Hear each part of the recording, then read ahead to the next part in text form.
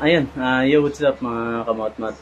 Gusto na ko ng pagkakataon kasi pa-flex natin yung ating jersey, riding jersey. Gusto kong pasalamat sa Arctic Clothing sa binigay na pagkakataon and the same time sa tiwala.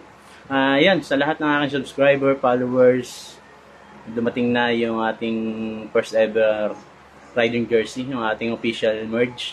Ito na. Available na siya sa Arctic Clothing. Sa lahat ng gusto mag-avail, sa lahat ng followers, subscribers, Luzon, Visayas, Mindanao, eto na. Lumabas na. And the same time, available siya ngayon sa Arctic Clothing. And ayan. Basta gawang atlo, solid. Yan. Ito. Ito siya. Yan. Ito yung likod. Solid na solid. Yan.